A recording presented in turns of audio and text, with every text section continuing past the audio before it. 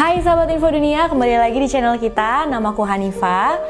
Hari ini aku akan membahas kisah dari seorang mahasiswi yang tiba-tiba aja menghilang dari apartemennya. Keluarga dan teman-temannya pun nggak tahu dia di mana. Mereka pun khawatir. Polisi menemukan hal-hal yang aneh dan mencurigakan di dalam apartemennya. Sampai akhirnya satu insiden di kota lain memberikan petunjuk untuk kasus ini. Kira-kira apa ya yang sebenarnya terjadi sama dia? Yuk kita bahas.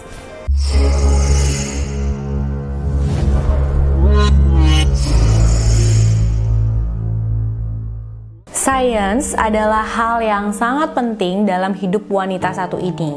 Dia adalah Olamide Adeyoye, 21 tahun. Dari dia kecil, dia itu udah punya cita-cita untuk bekerja dan punya karir di bidang penelitian medis. Dan dia itu hampir aja mendapatkan impiannya ini, teman-teman. Karena pada tahun 2005, dia itu sedang menjalani tahun terakhirnya berkuliah di Universitas Illinois, Amerika Serikat. Dan selagi dia berkuliah di sana, dia juga bekerja part-time menjadi waitress di salah satu restoran. Setiap Jumat malam, restoran tempat dia bekerja part-time itu rame banget. Tapi malam itu Olamide tidak datang ke tempat kerjanya, padahal itu shiftnya dia. Dan ini nggak biasanya terjadi gitu. Olamide itu bukan tipe yang suka bolos-bolos kerja kayak gitu. Akhirnya sampai keesokan paginya, keluarga dan teman-temannya itu mencoba menghubungi handphonenya dia, mencoba telepon ke apartemennya dia, tapi nggak ada jawaban. Karena khawatir, mereka pun hubungin polisi. Polisi pun datang ke apartemennya untuk ngecek. Ternyata pas mereka sampai, mobilnya si Olamide itu udah nggak ada di sana, udah hilang. Terus pas mereka masuk ke dalam apartemen, di dalam mereka menemukan tas, dompet, dan handphonenya Ola masih ada di sana. Jadi nggak mungkin ya kalau misalkan dia pergi tapi nggak bawa semua barang-barangnya itu, nggak bawa uang, nggak bawa handphone kan. Udah gitu TV-nya juga masih menyala. Terus pas polisi masuk ke dalam kamarnya si Olamide, mereka menemukan baju-bajunya si Ola ini udah berantakan banget di lantai. Nah, saat mereka coba ambil baju-bajunya itu, mereka tuh nyium bau pemutih yang sangat menyengat. Dan di karpetnya itu ada noda darah yang lumayan besar, teman-teman. Jadi, noda darahnya itu pun kayaknya udah berusaha dibersihin gitu. Saat dites, darah itu dikonfirmasi adalah milik Olamide. Dan mereka juga menemukan jejak darah, jejak tetes darah dari apartemennya dia terus menuju keluar apartemen, ke tangga, dan ke parkiran mobil. Berita hilangnya Olamide ini juga membuat takut mahasiswi lain pastinya. Karena mereka itu juga banyak yang kuliah malam. Dan kalau mereka udah selesai kelasnya, pasti kan pulang jalan kaki ke apartemen. Mereka kan pasti milih apartemen yang deket-deket sama universitasnya kan, sama kampusnya. Jadi ya mereka pastinya takut dong kalau misalkan malam-malam mereka selesai kelas, pulang, terus lagi jalan mau ke apartemen dia ada orang jahat atau gimana gitu ya. Pokoknya mereka tuh ngeri. Poster tentang hilangnya Olamide disebar ke seluruh kampus dan juga area sekitar kampus. Tapi hari demi hari berjalan, mereka tidak juga menemukan tanda-tanda keberadaannya Olamide. Sampai akhirnya di minggu kedua investigasi, kemungkinan mereka nih dapat petunjuk yang lumayan besar dari sebuah kota kecil yang jaraknya sekitar 160 km dari apartemen Olamide, yaitu Mississippi. Seorang petugas polisi di sana, dia tuh ngeliat berita tentang Olamide yang hilang dari TV. Terus dia tuh tiba-tiba langsung ingat sama kasus yang baru-baru ini dia tangani, yaitu sebuah lumbung terbakar habis. Di dalamnya ada jasad seorang wanita yang ditemukan. Akhirnya dia pun langsung menghubungi kepolisian Illinois dan dia bilang dari investigasi yang dilakukan terbukti kalau kebakaran itu bukanlah kecelakaan tapi disengaja. Polisi berhasil dapat catatan giginya Olamide dan dicocokinlah sama mereka dengan jasad wanita yang ditemukan di lumbung itu, dan hasilnya cocok, teman-teman. Nah, berarti sekarang udah dikonfirmasi nih ya kalau jasad itu adalah Olamide Adeyoye. Para mahasiswa dan juga keluarganya Olamide berkumpul untuk mengenang dia.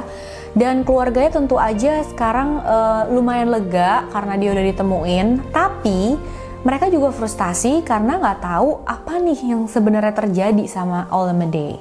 Investigasi pun sekarang sudah resmi berubah menjadi investigasi pembunuhan ya.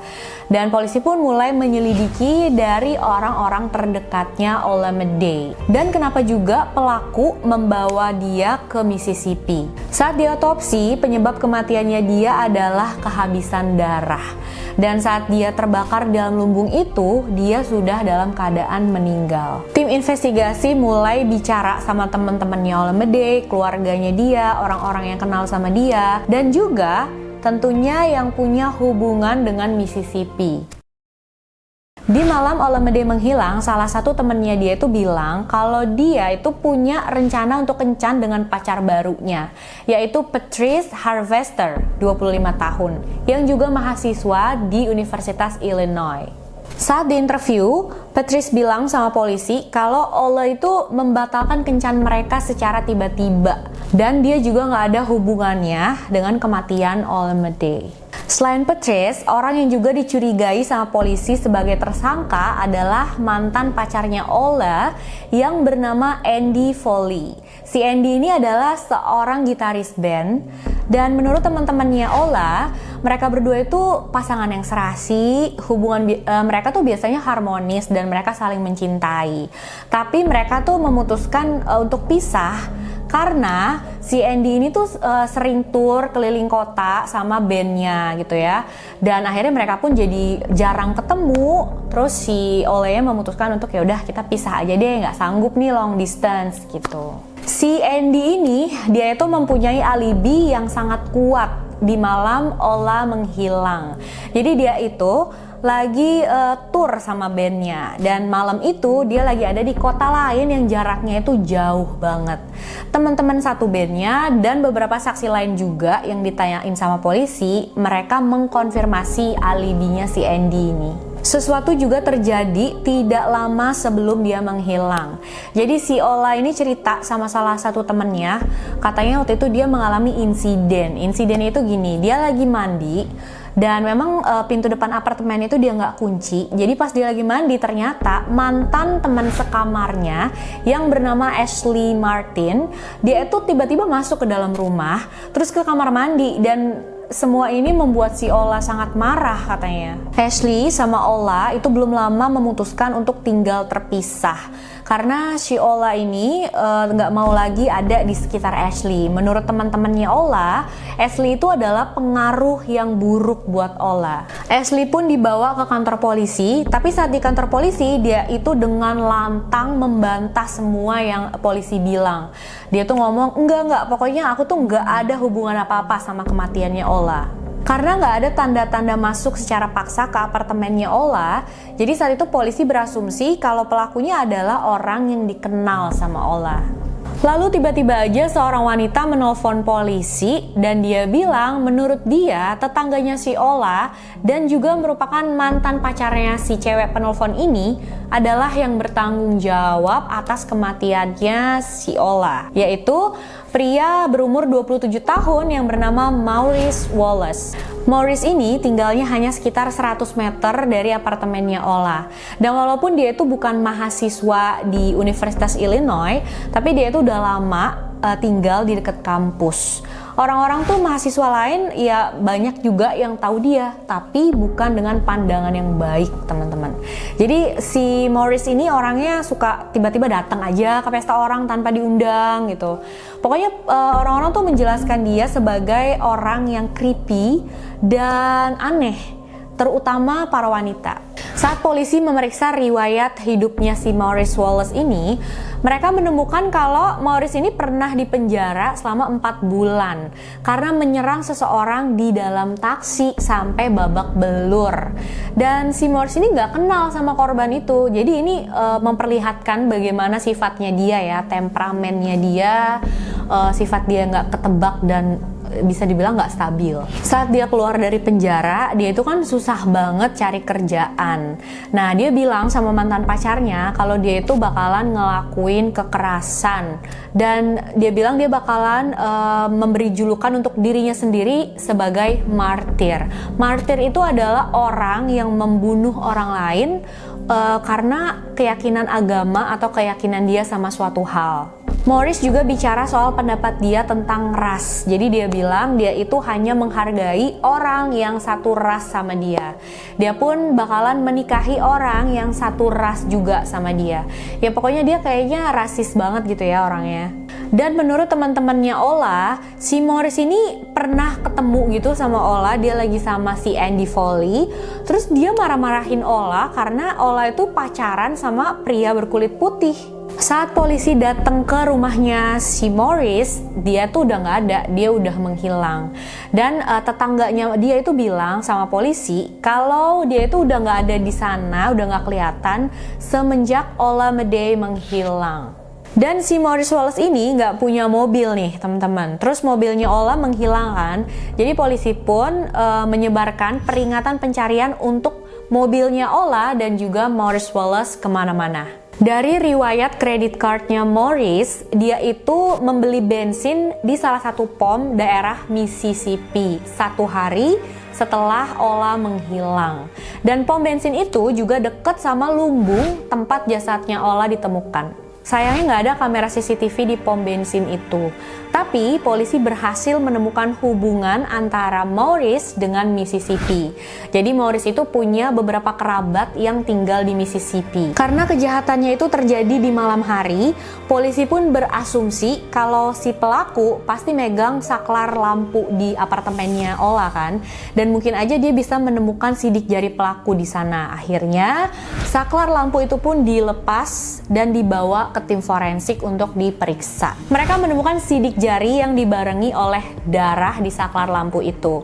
Dan akhirnya pas dicek, darah itu dikonfirmasi milik Olamide, tapi sidik jarinya itu bukan punya dia. Dan polisi pun cocokin lah ya, sama sidik jarinya Ashley Martin itu nggak cocok, sama Patrice itu juga nggak cocok. Sedangkan tersangka utama mereka saat itu yaitu Morris Wallace lagi hilang nih, belum ketemu, mereka nggak bisa cocokin. Polisi pun fokus mengamati aktivitas dari handphonenya Morris, dan dari situ mereka menemukan keberadaannya Morris. Tapi nggak mau gegabah, mereka pun nggak langsung nangkap Morris, takut kabur. Jadi mereka pun ngikutin si Morris dulu sampai akhirnya di satu tempat, yaitu di mall di daerah Atlanta. Polisi pun menangkap Morris Wallace. Saat ditangkap, Morris ini memakai mobil sewaan dan di dalam mobil itu ada kunci-kuncinya Olamide. Terus juga ada jerigen minyak, dan polisi menduga jerigen minyak itu adalah minyak atau bensin yang dia pakai untuk membakar lumbung. Saat diinterogasi, Morris Wallace menyangkal semua tuduhan dari polisi, pastinya ya. Tapi saat polisi keluar dari ruang interogasi, terus Morris ditinggalin sendiri ya di sana. Dia itu kayak berpidato buat dirinya sendiri. Dia bilang kayak gini. Any sort of insurgency or revolution, you don't just go at the oppressor, you go at the people who help the oppressor, people who aid and abet the oppressor. Send a message that if you cooperate with these people, you're gonna whack them. Dan apa yang dikatakan sama Morris di dalam ruang interogasi itu pun bisa menjadi motif untuk dia membunuh Olamide. Jadi polisi menduga dia itu kesel karena Olamide dianggap tidak menghargai rasnya sendiri karena dia berpacaran sama pria kulit putih. Dan karena kesel, si Morris pun membunuh Ola. Tapi bukan itu aja teman-teman. Jadi saat forensik mencocokkan sidik jari yang tadi di saklar itu dengan sidik jarinya Morris, itu cocok. 10 hari setelah polisi menangkap Morris, mereka menemukan mobilnya Ola ditinggalkan begitu aja di daerah perumahan di Atlanta, Georgia. Darahnya Olamide ditemukan banyak banget di dalam bagasi mobil. Terus ada juga sidik jari penuh darah yang ditemukan di kaca spion bagian dalam mobil. Setelah diperiksa, darah itu benar milik Olamide dan sidik jari itu adalah milik Maurice Wallace. Polisi juga menemukan bukti di celana jeansnya Maurice. Jadi di celana jeansnya dia itu ada tetesan darah yang sangat kecil. Itu hampir nggak kelihatan mata, tapi untungnya petugas forensiknya teliti ya teman-teman. Dan setelah dites, itu darah bener darahnya Olamide. Tentunya semua itu menjadi bukti kuat kalau si Maurice ini memang adalah pembunuhnya si Olamide. Polisi yakin kalau di malam kejadian Maurice itu datang ke apartemennya Ola, terus dipersilahkan masuk sama Ola karena memang kan mereka tuh udah pernah ketemu dan mereka emang sudah kenal karena mereka tetanggaan ya. Terus pas di dalam ternyata Maurice itu meminta Ola untuk berhubungan intim. Ola menolak, Maurice kesel, marah, dia langsung menusuk Ola dan cipratan darahnya Ola itu ke celana jeansnya dia. Setelah itu Maurice langsung membungkus jasadnya Ola dengan selimut, dibawa sama dia keluar apartemen, ditaruh di bagasi mobilnya Olamide. Maurice pun balik lagi ke dalam apartemennya Ola. Di sana dia mencoba membersihkan darah di karpet menggunakan pemutih yang dia temukan di dalam apartemen. Tapi setelah dia selesai berusaha membersihkan itu, dia pun matiin lampu apartemen dan di saat itulah sidik jarinya dia tertempel ke saklar lampu. Terus dia keluar apartemen, dia berkendara pakai mobilnya Ola dan dia pasti megang-megang spion dalam mobil ya. Disitulah sidik jarinya dia nempel ke spion. Dia pun berkendara ke Mississippi untuk membakar jasadnya Ola. Dia menemukan sebuah lumbung tua, ditaruhlah jasadnya Olamide di sana dan dibakar sama dia. Kemungkinan si Maurice ini nggak nyangka ya kalau ada yang menghubungkan antara lumbung yang terbakar itu dengan seorang wanita yang hilang di kota lain. Pada Desember 2005, dia didakwa atas pembunuhan tingkat 1. Tapi sifat jeleknya Maurice ini nggak berhenti pas dia ditangkep loh teman-teman. Jadi pas di persidangan dia itu berulah. Satu saat dia pas lagi mau masuk ke dalam ruang sidang, itu dia ngeludah gitu di ruang sidang. Dan dia suka banget ngomong di saat dia tuh belum dibolehin ngomong. Dan dia juga sering banget motong hakim kalau lagi bicara. Gila banget ya. Karena semua bukti-bukti yang udah memberatkan dia banget, akhirnya Maurice Wallace pun mengaku bersalah. Dan dia dihukum seumur hidup. Akhirnya keluarganya Olamide bisa seenggaknya lebih tenang dikit lah ya teman-teman, karena udah ketahuan siapa pelakunya, sudah dihukum juga dan dia keluarganya juga udah bisa menguburkan Ola dengan layak. Komen ya teman-teman, apa pendapat kalian tentang kasus ini? Aku pengen tahu pendapat kalian kayak gimana.